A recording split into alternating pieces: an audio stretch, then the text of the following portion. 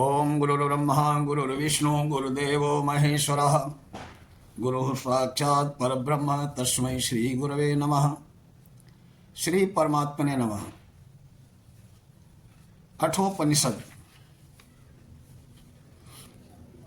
जब नाना प्रकार के लोभ नचिकेता को यमराज ने दिखाकर उसका परीक्षा ली, फिर भी वो विचलित नहीं हुआ और ब्रह्म विद्या संबंधी उपदेश के लिए ही अड़ा रहा, तो यमराज जी ने समझ लिया कि ब्रह्म विद्या का उत्तम अधिकारी नचिकेता है।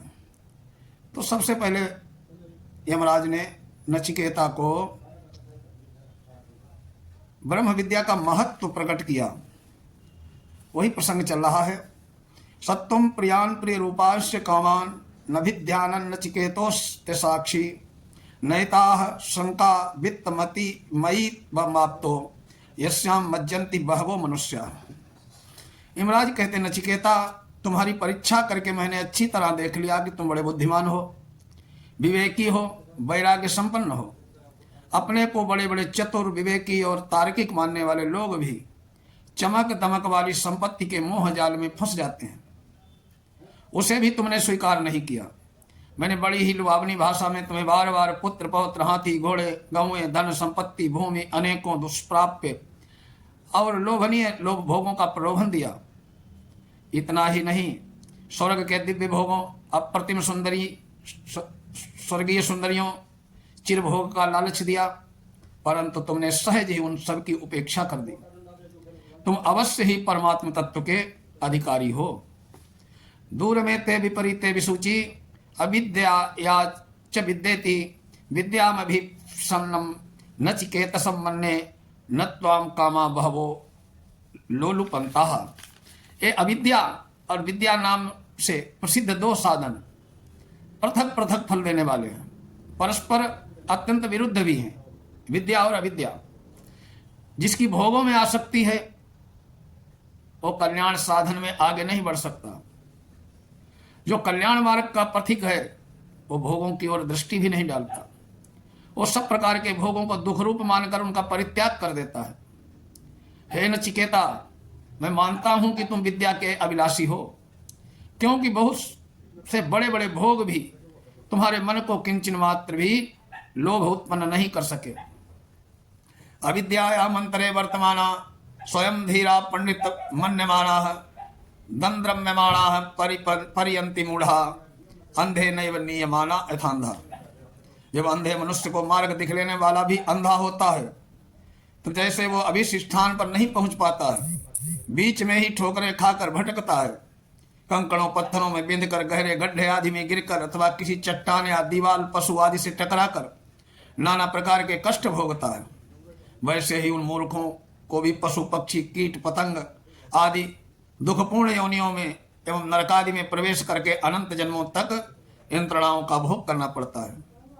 जो अपने आप को ही बुद्धिमान और विद्वान समझते हैं, विद्या बुद्धि के मिथ्याभिमान में शास्त्र और महापुरुषों के वचनों की कुछ भी परवाह न करके उनकी अवहेलना जो करते हैं, प्रत्यक्ष सुखरूप प्रतीत होने वाले भोग करने में और उनके उपार्जन में ही निरंतर संलग्न रहकर मनुष्य जीवन का अमूल्य समय व्यर्थ में नष्ट करते हैं। न सांपराया प्रतिभाति बालम प्रमाद्यंतम वित्तमोहेन मूढ़म अयम लोको नास्ति परेति इति मानी पुनः पुनर्वस मा पद्यते में। इस प्रकार मनुष्य जीवन में महत्व को नहीं समझने वाला अभिमानी मनुष्य सांसारिक भोग संपत्ति की प्राप्ति के साधन रूप धनादि के मोह में मोहित हुआ रहता है। अतएव भोगों में आसक्त होकर वो प्रमाद पूर्वक मनमाना आचरण करने लगता है। उसे परलोक नहीं सूझता है। उसके अंतःकरण में इस प्रकार के विचार उत्पन्न ही नहीं होते कि मरने के बाद मुझे अपने समस्त कर्मों का फल भोगने के लिए बाध्य होकर बारंबार विविध योनियों में जन्म लेना पड़ेगा। वो मूर्ख समझता है कि बस जो कुछ यहाँ प्रत्यक्ष दिखाई देता है वही लोक है, इसी की सत्ता है, यहाँ जितना सुख भोग लिया जाए उतने में ही बुद्धिमानी है। इसके आगे क्या है? परलोक को किसने देखा है? परलोक तो लोगों की कल्पना है। ऐसी ही बातें मूर्ख सोचते हैं। इस प्रकार की मान्यता रखने वाला मनुष्य बारंबार यमराज के चंगुल में पड़ता है और उसके कर्मानुसार उसे नाना प्रकार की योनियों में ढकेलते रहते हैं। उसके जन्म मरण का चक्र कभी नहीं छूटता।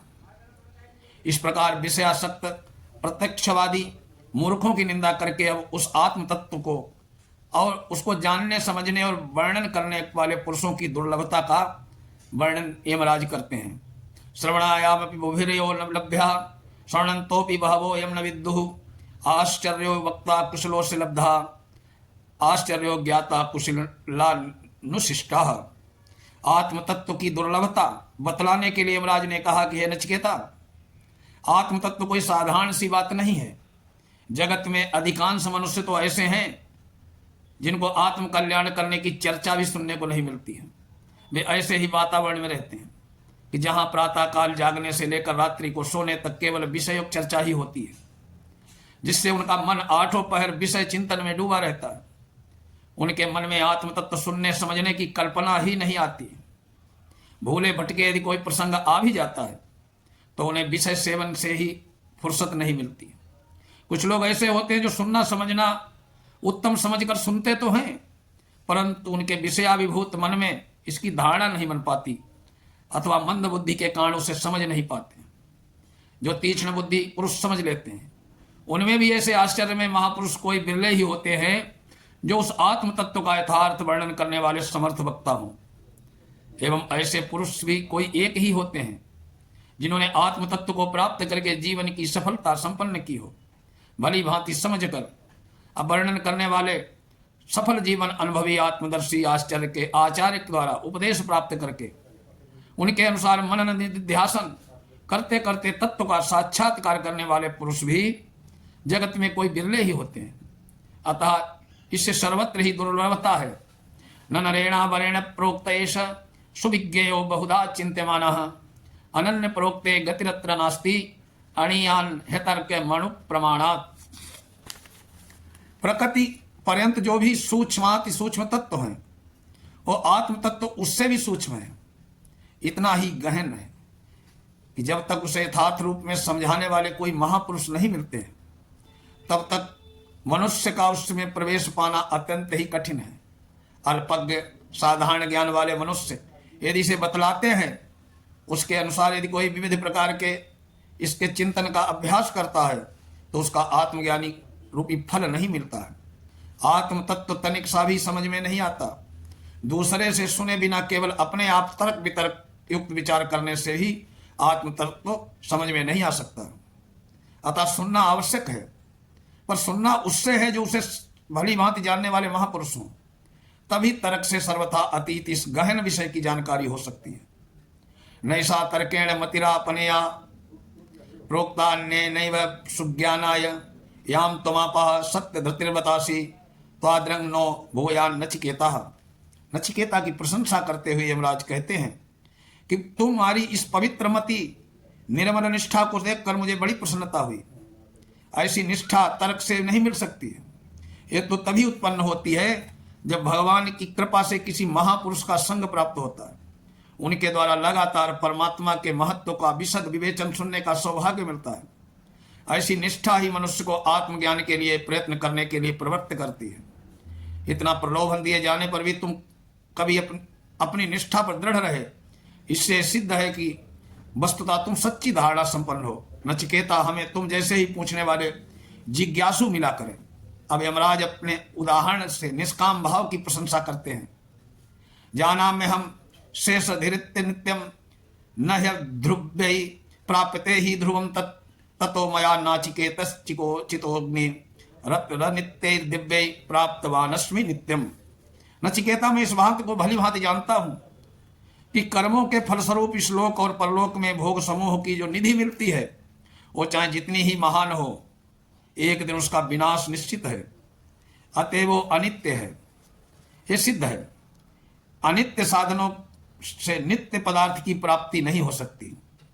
इस रहस्य को जानकर ही मैंने नचिकेता अग्नि के चयन आदि जो कुछ यज्ञ आदि कर्तव्य कर्म अनित्य वस्तुओं के द्वारा किए, सबके सब कामना और आसक्ति से रहित होकर केवल कर्तव्य बुद्धि से किए।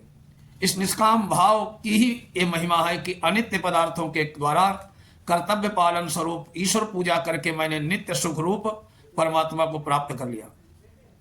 नचिकेता में वो निष्काम भाव पूर्ण रूप से है, इसलिए यमराज उसकी प्रशंसा करते हुए कहते हैं, कामास्याप्तिम जगतः प्रतिष्ठाम कर्तोरनन्त्यमवश्य पारम स्तोमहमद दुर्गायम प्रतिष्ठाम दृष्ट्वा धृत्याधीरो नचिकेतोत्तिस्राक्षी। नचिकेता तुम सब प्रकार से बुद्धि संपन्न और निष्काम हो। मैंने तुम्हारे सामने वरदान के रूप में स्वर्गलोक रखा जो सब प्रकार के भोगों से परिपूर्ण है, जगत का आधार स्वरूप यज्ञादि शुभ कर्मों का अंतरहित फल, सब प्रकार के दुख और भय से रहित, स्तुति करने योग्य, अत्यंत महत्वपूर्ण है। वेदों में भांति भांति के से शोभा से गुणगान किए हैं। वो दीर्घ काल तक स्थिर रहने वाला है। तुमने उसके महत्व को समझ कर भी बड़े धैर्य के साथ उसका परित्याग कर दिया। तुम्हारा मन तनिक भी आसक्त नहीं हुआ। तुम अपने निश्चय पर दृढ़ और अटल रहे। ये कोई साधारण बात नहीं। इसलिए मैं ये मानता हूं कि तुम बड़े ही बुद्धिमान, अनासक्त, आत्म तत्व को जानने वाले अधिकारी हो। इस प्रकार नचिकेता के निष्काम भाव को देखकर यमराज ने निश्चय किया कि यह परमात्मा के तत्व ज्ञान का यथार्थ अधिकारी है।